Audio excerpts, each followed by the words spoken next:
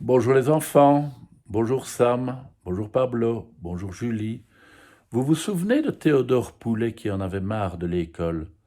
Eh bien, on va le retrouver et il en a toujours marre, mais pas de l'école cette fois.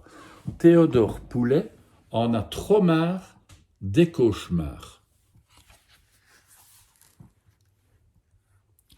Ce matin, Théodore est de mauvaise humeur. Il en a marre, vraiment trop marre.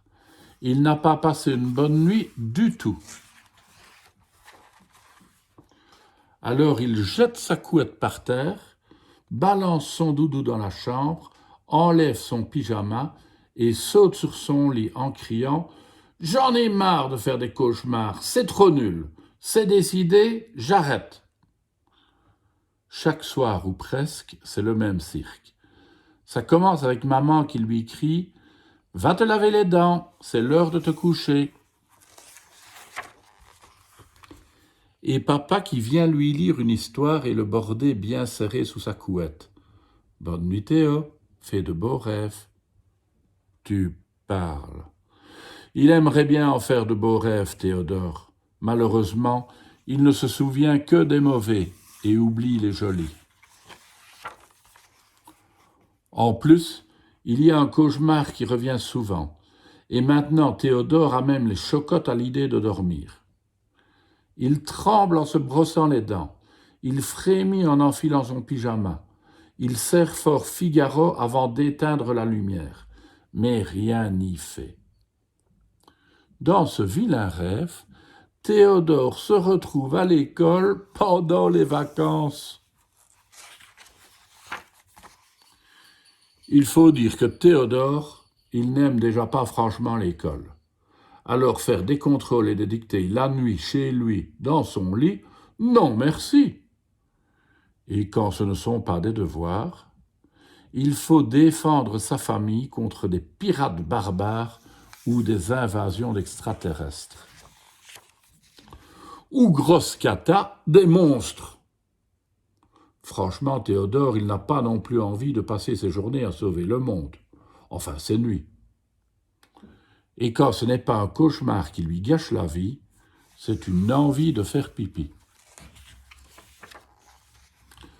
Le pire du pire, ce qui rend Théodore fou, c'est de se réveiller en sueur, tout collant de partout, comme après une séance de football.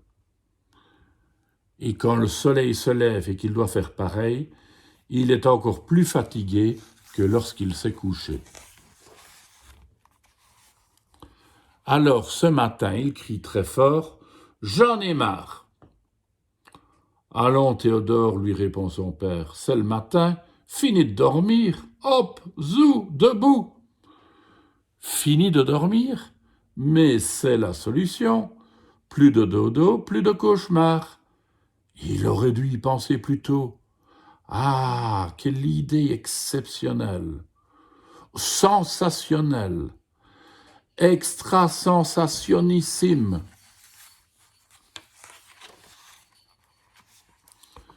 Toute sa journée, Théodore est sur un petit nuage. Il la tient enfin sa solution pour ne plus faire de cauchemars.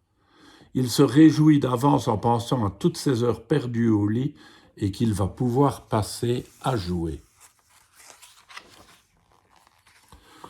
Le soir venu, il lutte fort pour ne pas s'endormir, mais ses paupières sont lourdes, très lourdes. Oh, il bâille, il s'étire, et tout à coup c'est le matin. Le soleil brille, et Théodore est tout chiffonné. Il aimerait bien pouvoir faire une sieste douillette comme sa petite sœur. C'est sûr, elle ne doit pas faire des cauchemars, son imagination est toute rose. Alors le soir, quand toute la maison dort, Théodore longe le couloir pour rejoindre la chambre d'Augustine et grimpe délicatement dans son lit. Au réveil, il déchante. Certes, il n'a pas fait de cauchemar, mais il a mal au dos et au cou et au bras et partout. Et en plus, sa sœur est vraiment trop collante. Eh oh, c'est pas un doudou géant, Théodore.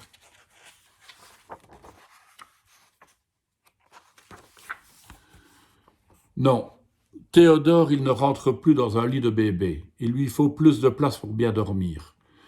Comme dans la chambre de son grand frère. Et puis Gaspard adore les grasses matinées. C'est forcé, se dit Théodore. Lui non plus ne fait pas de cauchemar. Il aime bien trop son lit, ça se voit. Alors le soir, il entre sur la pointe des pieds et se faufile dans le lit de son frère.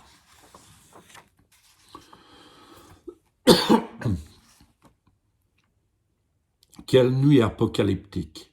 Gaspard ronfle, bouge et parle même dans son sommeil.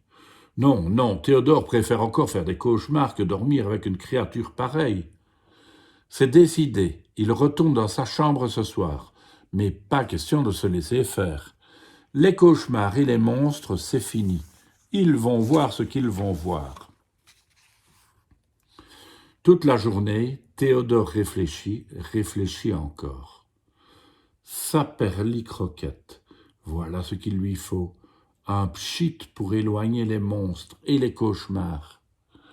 Dans la salle de bain, il part à la recherche du produit anti-cauchemar ultime. Théo en est certain. Les mauvais rêves n'aiment pas les produits qui sentent le propre. Hop, trop fastoche. Il embarque le désodorisant pour les toilettes, le déodorant de son père, le désinfectant pour les petits bobos.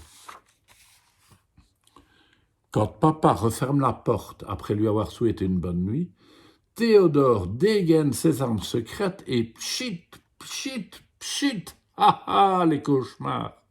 Vous allez moins faire les malins. Zut, ça pique les yeux.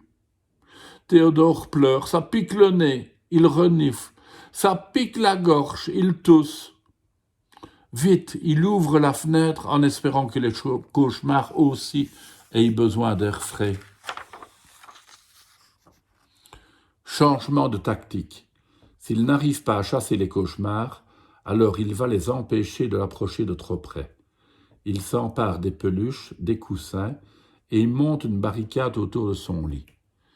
Mais cette fois-ci encore, tout ne se passe pas comme prévu. Au milieu de la nuit, sa forteresse s'effondre sur lui. « Au secours !» Retour à la case départ.